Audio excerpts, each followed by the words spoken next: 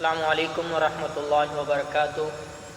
میری آج کی گفتگو اپنے ہونہار اسٹوڈنٹس کے لیے ہے، چاہے وہ کالجز، سکولز، یونیورسٹیز، کسی جگہ سے بھی، کسی اسکول سے بھی، کسی ادارے سے بھی منسلک ہوں۔ یہ گفتگو کرنے کا مقصد، یہ کیوں ضرورت پیش آئی، یہ بھی میں بتا دیتا ہوں۔ ابھی میں گیا ہوں سامنے ایک شاپ پہ، تو ایک لڑکا اپنی سی وی بنوا رہا تھا، تو اس کے میٹرک میں جو نمبرز تھے وہ تقریباً 1060 تھے، اور جو اس کے فرسٹ ایئر سیکنڈ ایئر کے نمبرز تھے وہ تھے 670۔ میں نے پوچھا بھائی یہ آپ کی سی وی ہے؟ کہتا ہے جی قاری صاحب میری سی وی ہے۔ میں نے کہا بھائی یہ آپ کو کیا ہوا تھا، میٹرک میں اتنے نمبرز اور اس میں؟ کہتے ہیں سر بس کیا بتاؤں، شرمسار ہونے لگا۔ میں نے کہا شرمسار ہونے کی کوئی بات نہیں ہے، آپ مجھے بتاؤ تو صحیح مسئلہ کیا تھا۔ کہتے ہیں میٹرک میں نے اپنے گاؤں میں کی تھی، وہاں کسی قسم کا دماغ میں کوئی فطور نہیں تھا، صرف پڑھائی ہوتی تھی، حالانکہ گھر کے کام کاج، گھاس وغیرہ سب کچھ میں کرتا تھا۔ اور جب میں ایف ایس سی کے لیے یہاں شہر میں آیا تو جب میں نے یہاں دیکھا یہاں کا رہن سہن سب کچھ، تو مجھے ایک لڑکی سے پیار ہو گیا۔ میں نے کہا پھر کیا بنا، وہ ملی آپ کو؟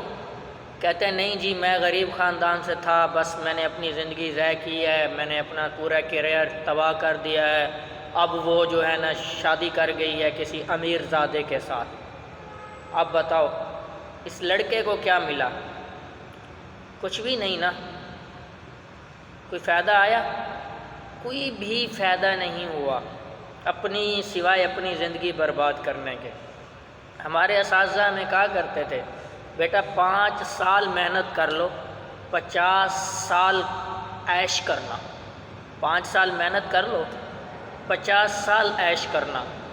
اگر ان 5 سالوں میں اپنے باپ کے پیسے پہ عیاشی کر لی تو پھر اگلے 50 سال دھکے ہیں، محنت ہے، مزدوری ہے، اور کچھ بھی نہیں ہے۔ کچھ بھی نہیں ہے، یہ صرف 5 سال دے دو، 5 سال محنت کر لو، اگلے 50 سال عیاشی کرنا۔ باقی رہا یہ افیئرز، یہ محبتیں، یہ ایک جنون ہوتا ہے وقتی طور پر۔ آپ کو پتہ ہے طلاق کی شرح کیوں بڑھی ہے؟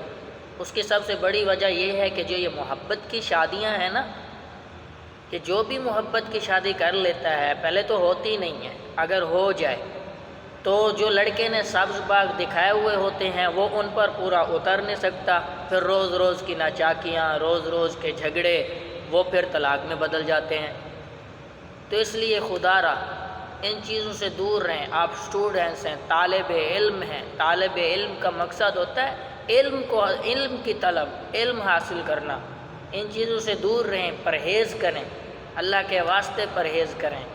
باقی آپ پڑھ لیں، آپ کے دن ہے پڑھنے کے، پڑھ لیں، پڑھ لکھ کر جب کچھ بن جائیں گے پھر آپ شادی کریں، پھر آپ جو ہے نا کہیں ٹھیک ہے دیکھ لیں، اپنے ماں باپ کو اپنی پسند بتا دیں۔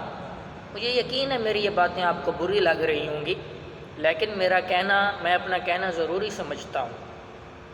صرف 5 سال ہیں، محنت کر لیں، پھر 50 سال عیش کرنا، موج کرنا۔ اللہ کے بندے کیا حالات چل رہے ہیں آپ لوگوں کو کیا پتہ، پریکٹیکل لائف میں آؤ گے تبھی آپ کو پتہ چلے گا۔ ہم سے پوچھو، ہم اب پریکٹیکل لائف میں آئے ہیں۔ میں نے کئی دوستوں کو، میں نے کئی جاننے والوں کو، کئی آفسز میں میں نے اپنے بچوں کی روزی روٹی کے لیے میں نے خاموش ہو کر اس کمانے والے کو گالیاں سنتے ہوئے دیکھا ہے۔ لوگ کس قدر صبر رکھتے ہیں، کیا کریں؟ کوئی کہیں جاب چھوڑ نہیں سکتا، جابز ملتی نہیں ہیں، اتنی مشکلات ہیں، آپ لوگوں کو کیا پتہ۔ آپ کا تو ہر مہینے فون پہنچ جاتا ہے، بابا 7,000 بھیجنا، 10,000 بھیجنا، 20,000 بھیجنا، آج جی میرے رجسٹرز ختم ہیں، آج میس کی فیس ہے، آج میری یونیورسٹی کی فیس ہے، آج یہ ہے وہ ہے، سب کہہ کرو کہ تم لے لیتے ہو، وہ کیسے کرتے ہیں، تمہیں اس سے کوئی غرض نہیں ہے، کوئی مسئلہ نہیں ہے۔ ایک بات اور بھی یاد رکھنا، جس طرح پیرنٹس سے کرو گے اسی طرح تمہاری اولاد بھی تمہارے ساتھ کرے گی۔ اللہ کے واسطے ہاتھ جوڑتا ہوں، اپنے اس وقت کو قیمتی بناؤ، گزرا ہوا وقت واپس کبھی نہیں آتا۔ آپ مجھے کہو گے تو بڑا فلاسفر آ گیا ہمیں کہنے والا، بھئی ہم گزرے بیٹھے ہیں ان حالات سے، ہم نے جتنی محنتیں کرنی تھی ہم نے بھی نہیں کی۔ اس لیے آپ سے کہتا ہوں صرف 5 سال ہیں، میٹرک میں ہو 5 سال دے دو بس، 50 سال موج کرنا۔ اگر یہ 5 سال والدین کے پیسے پہ عیاشی کی تو خدا کی قسم اگلے 50 سال دھکے کھاؤ گے، محنت مزدوری کرو گے۔ اس لیے ابھی سے سدھرنے کی پوری کوشش کرو، سب کو چھوڑ چھاڑ دو، عیاشی کرنا۔ آپ طالب علم ہو، یہاں علم حاصل کرنے ہو، آپ کو نہیں زیب دیتا رات کو روڈوں پہ پھرنا، گھومنا، ریسٹورینٹس میں جانا، پارکس میں جانا، نہیں، اپنے کام سے کام رکھو۔ صرف 5 سال اپنی زندگی کے محنت کرو، ٹکا کے، جب کچھ بن جاؤ تب اوٹ پٹانگ کر لینا۔